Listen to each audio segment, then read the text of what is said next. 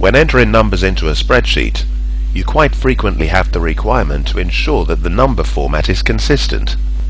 For example, if the numbers represent prices, you may want to display a currency symbol. Or you may simply want to ensure that the number of decimals displayed is always consistent. Unless you specify otherwise, all numbers are entered in the general format. This means that numbers are displayed exactly as you enter them. If you enter 2 decimals are displayed. If you enter 1 decimal is displayed, and so on. When specifying the number format, the best idea is usually to select the whole column.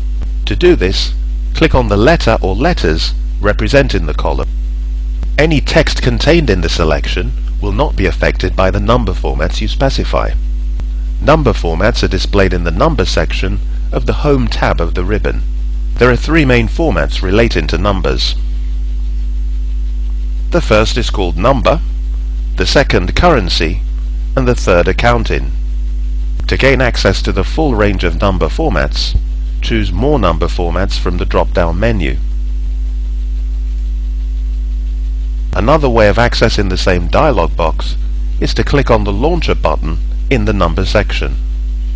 When you click on each of the number formats, you're given a series of choices which enable you to refine the way that the format will work. In this example, you can specify the number of decimals you'd like displayed. Since this refers to an hourly rate, let's say that we require 2 decimal places. Use thousands separator will insert the appropriate separator into numbers to demarcate thousands. This separator will depend on your locality. The final option you have is for the display of negative numbers.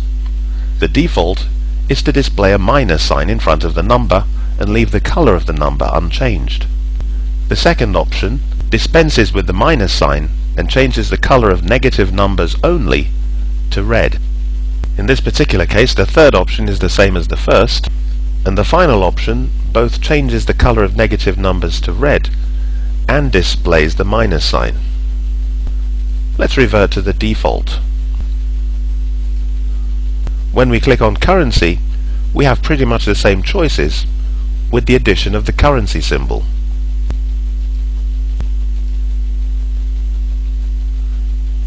Accounting is similar to currency. We can dispense with the symbol altogether, but you'll notice that there are no choices relating to negative numbers. The convention in accountancy is to put negative numbers in brackets. Let's revert to the number category and ensure that we have 2 decimal places. Since the numbers in this column are well below 1000, we don't need to worry about the thousand separator. When we click OK, the format of all our numbers will change as we've specified. In addition to using the number dialog box, you'll notice that there are a series of handy buttons which can apply each of the appropriate formats with one click. There are also 2 buttons for increasing and decreasing the number of decimals displayed in the selection. There may be times where you enter a number into a cell but want Excel not to treat it as a number. The ID is an example. Each of these people has been assigned an ID. Although the ID is numeric, we don't really want Excel to treat it as a number or to modify it in any way. We want it to simply stay exactly as we've entered it. Whenever that's the case, it's best to format the number as text. The simplest way of doing this is to highlight the appropriate column and in the number dialog box choose text as the category.